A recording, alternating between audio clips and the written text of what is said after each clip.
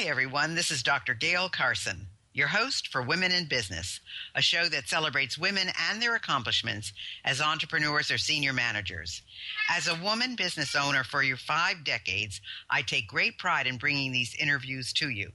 I'm also president of the SOB clubs, so if any of you are interested in going into one in your area, just let us know. Well, I have a fantastic guest for you today, Margaret Zeidin.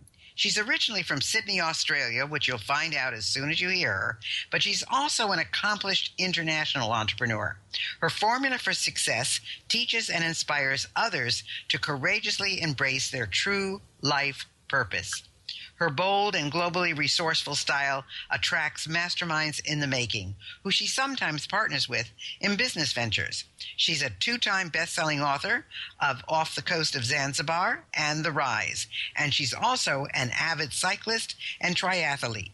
The 70.3 Ironman World's finisher focuses on fundraising for the Challenged Athletes Foundation, who provides special training, prosthetic, and racing equipment to children and adults who've suffered disease, injury, or who may be veterans. Welcome, Margaret.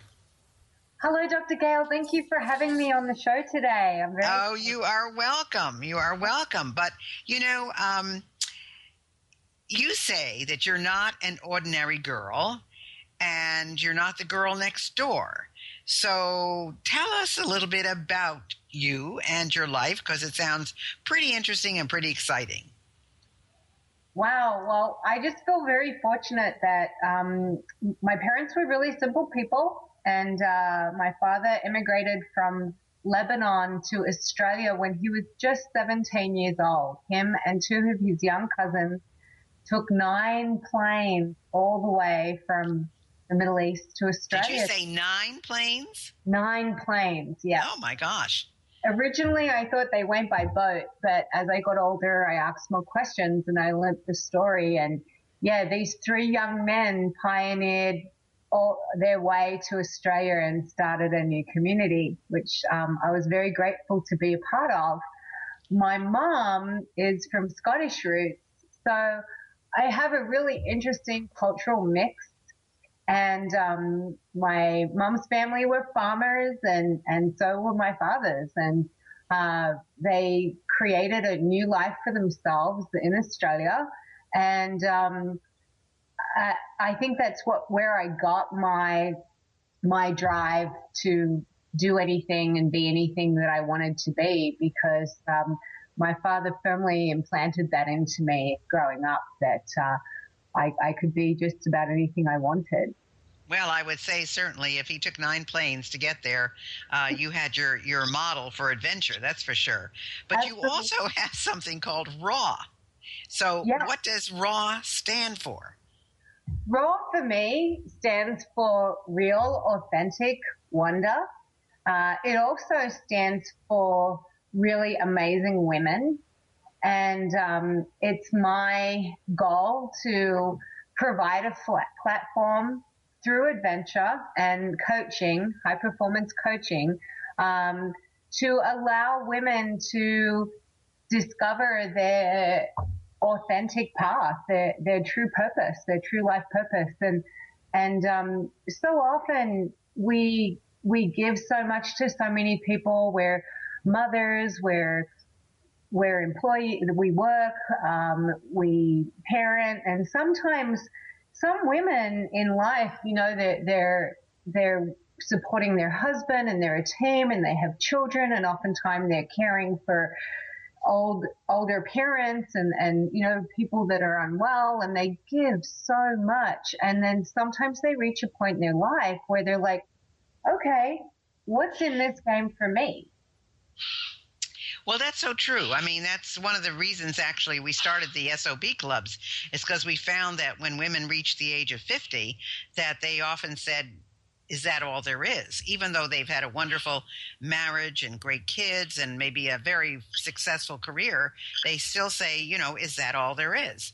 So, you're right on the money with all of that, because there are people who are saying there must be more.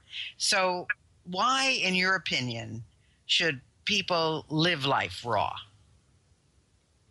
Because I personally, for me, I just think you're kidding yourself if you're not trying to be on the edge of your capability. When we live life small or not raw, or just comfortably even, we miss out sometimes on those key experiences that make us feel truly alive. There's so many people will sit in front of the TV or just watch time go by. I'm based out of Las Vegas. There's a lot of people that sit in a casino all day, which is terrifying to me. We're surrounded by 5 major national parks, and sometimes people don't even go outside. So living life raw is an opportunity to not only expand upon your own capabilities. And I think when you're truly, and you don't have to push the limit, you don't have to be racing cars or doing something extreme, but certainly there's a little bit more inside of all of us where when you get to maybe the latter part of your life, it's like, what's my legacy? What did I do? How did I help others? Did I fully live? Did I fully love, and that's actually almost a quote from Brendan Burchard, who's a great teacher that I follow. There's this opportunity for us to really help and impart, and women are so powerful. We do all of this already.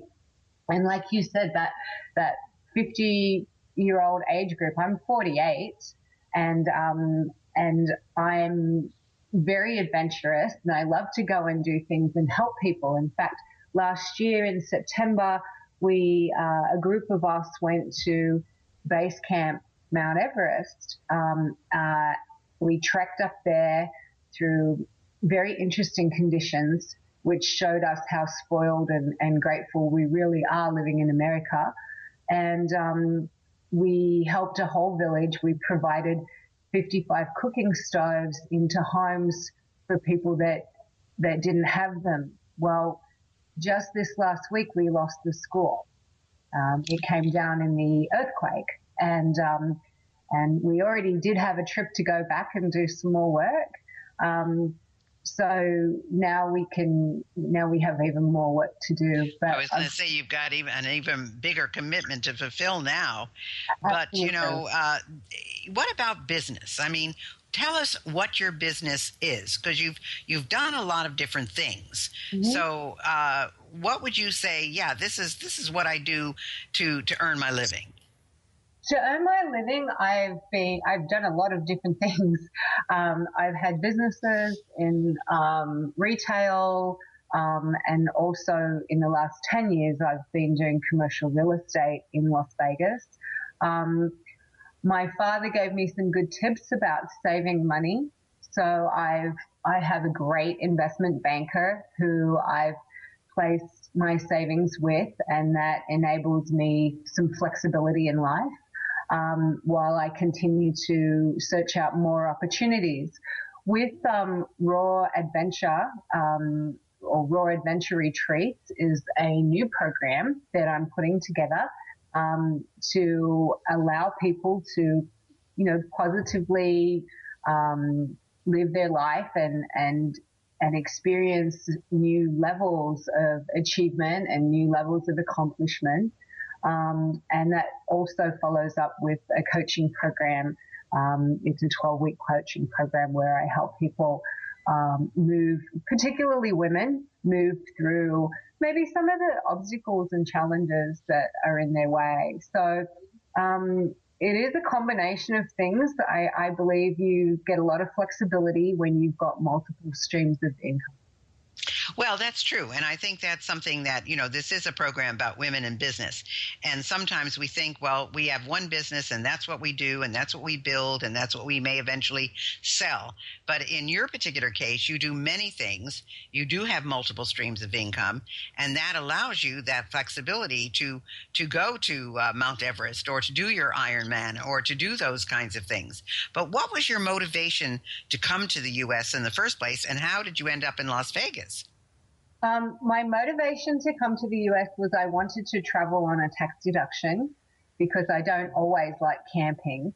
So I started a business. I was traveling up the coast in Australia, and I met a young woman that was a fashion designer, and she had this extraordinarily amazing hand-painted clothing line, resort wear.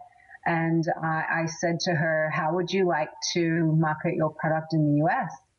And that's what we did. I figured it out and worked the import tariffs for the United States and figured out all the custom requirements.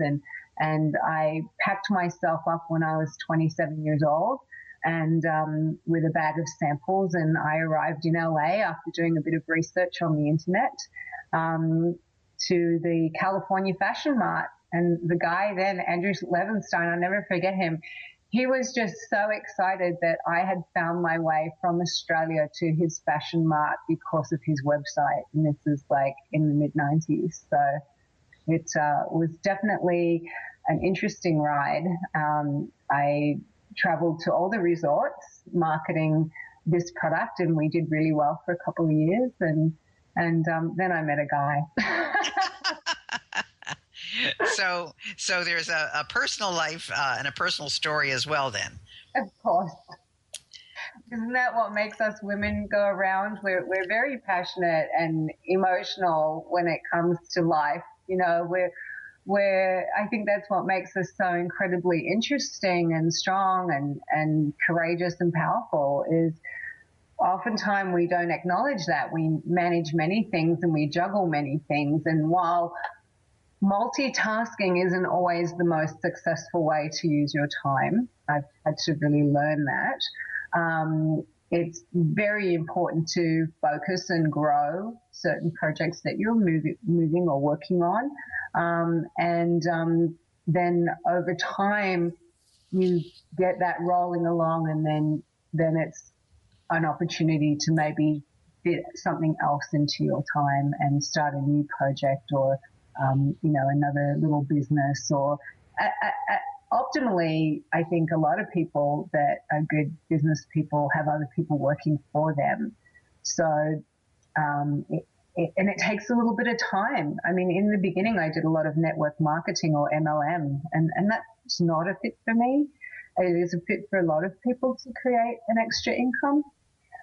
But you find your way, and I think women have so much to share with one another that we can coach and help and heal and guide one another and encourage one another.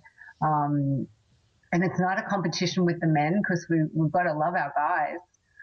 While I love girl power, I'm all for collaboration, and I think having a strong partner in life is a very valuable gift.